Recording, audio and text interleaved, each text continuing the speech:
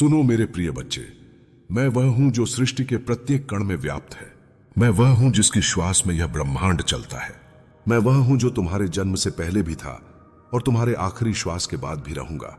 तुम्हारा परिवार, तुम्हारे लोग, तुम्हारा जीवन, यह सब मेरे ही विस्तार का हिस्सा है। आज मैं तुमसे इसलिए बोल रहा हूं क्योंकि समय का पहिया बहुत तेज घूमने वाला है।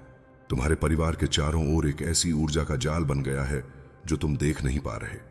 वह खतरा केवल बाहर से नहीं है, वह भीतर से भी है। और इस खतरे का सामना करने के लिए जो शक्ति चाहिए वह भी तुम्हारे भीतर ही छुपी है। तुम सोचते हो कि जिम्मेदारी कोई बोझ है, पर जिम्मेदारी ही तुम्हें मेरे और करीब लाती है। जब मैं कहता हूं कि तुम्हारे परिवार पर संकट है और उसका जिम्मेदार तुम हो, तो यह तुम्हें दोष देने के लिए नहीं कहता। यह तुम्हें याद दिलाने के लिए कहता हूं कि तुम वह शक्ति हो जो इस संकट को समाप्त कर सकती है। तुम्हारे भीतर वह सामर्थ्य है जिससे तुम अपनी नियति भी बदल सकते हो। मैंने तुम्हें अनेक जीवनों में तप, संयम और करुणा का अभ्यास कराया है। आज वह सब जागृत करने का समय है। जिस तरह गंगा मेरी जटाओं से बहती है और हर अपवित्रता को शुद्ध कर देती है, उसी तरह तुम्हारे भीतर भी एक गंगा है। तुम्हारी चेतना, तुम्हारी प्रार्थना, तुम्हारा संकल्प। वही गंगा इस समय तुम्हारे परिवार के चारों ओर फैले अंधकार को धो सकती है।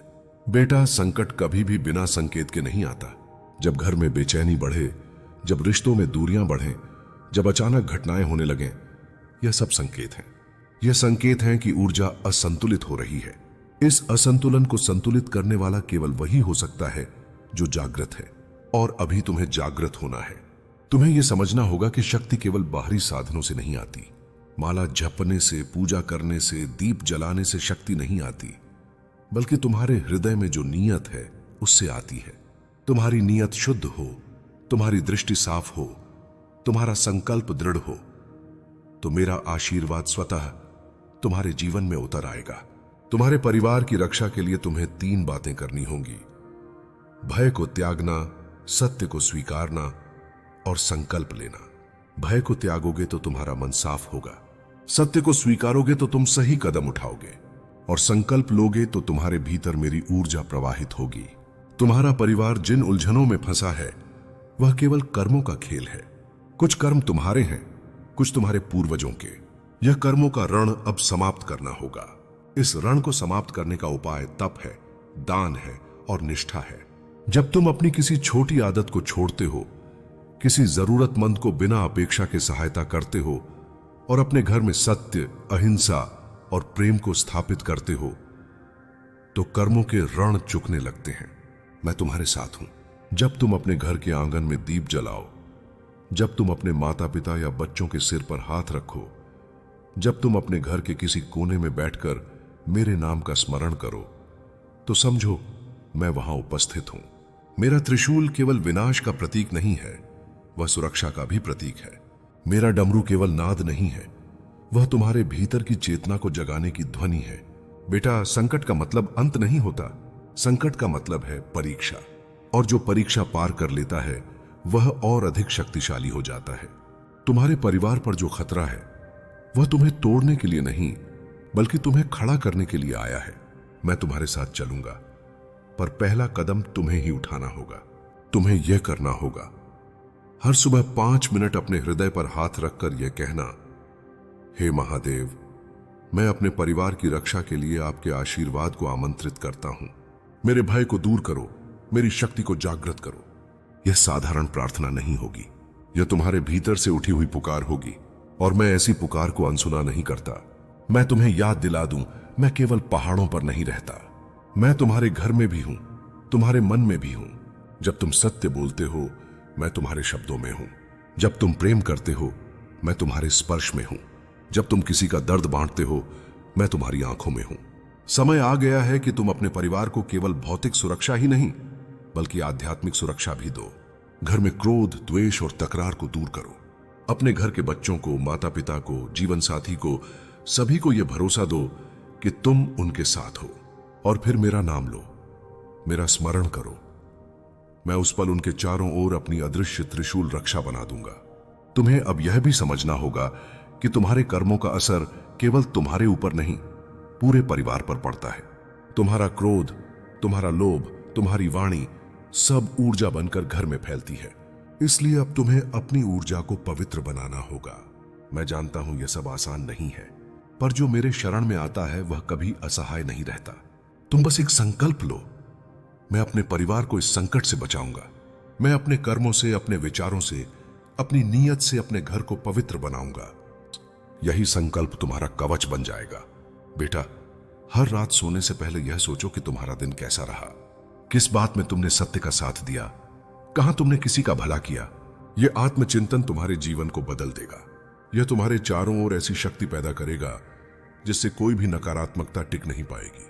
तुम यह भी कर सकते हो, सप्ताह में एक दिन अपने घर में सादा भोजन बनाओ, किसी जरूरतमंद को खिलाओ और बिना दिखावे के किसी को आशीर्वाद दो।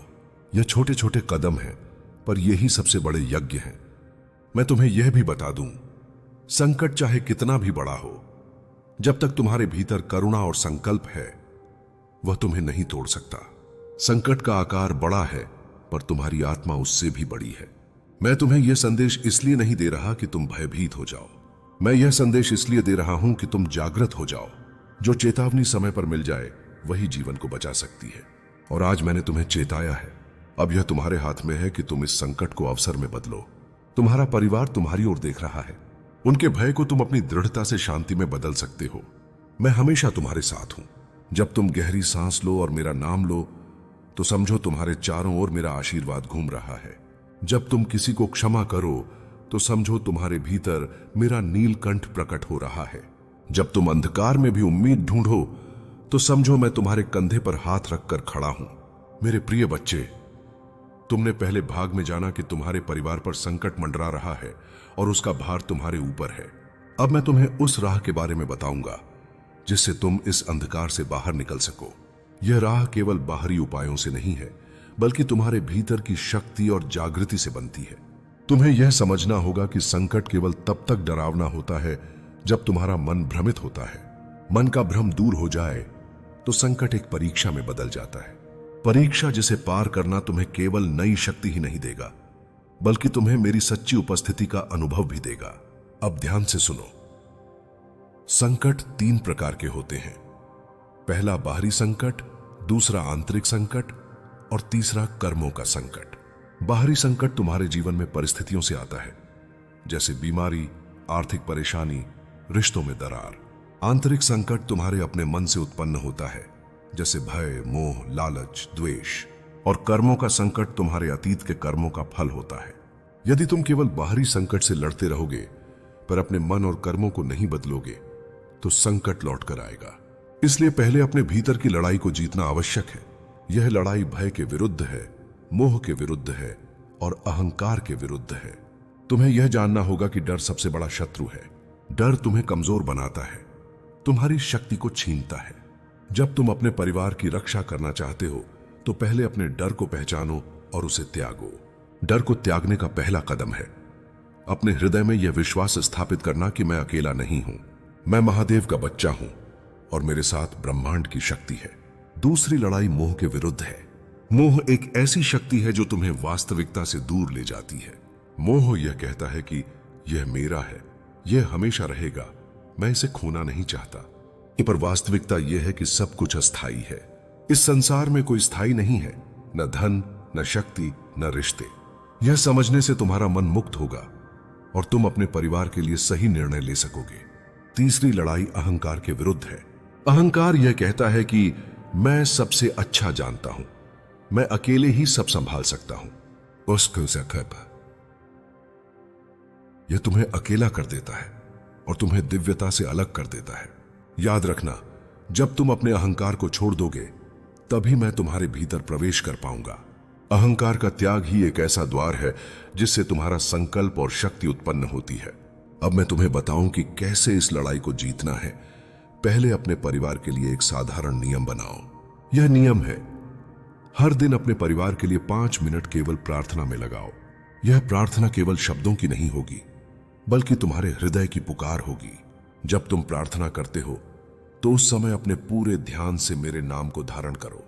तुम यह देखोगे कि धीरे धीरे तुम्हारे मन में बदलाव आने लगेगा। तुम्हारा डर कम होगा, तुम्हारा मोह टूटेगा और तुम्हारा अहंकार मिटने लगेगा। तब तुम्हारा परिवार भी सुरक्षित रहेगा। बेटा, संकट केवल उस समय बड़ा लगता है जब तुम अकेले उसे झेलने की कोशिश करते हो। याद रखना, अकेलापन एक भ्रम है। जब तुम अपने हृदय में यह विश्वास स्थापित करोगे कि मैं, महादेव, तुम्हारे साथ हूं, तो तुम अकेला नहीं रहोगे। मेरा त्रिशूल तुम्हारे चारों ओर रक्षा कवच बन जाएगा।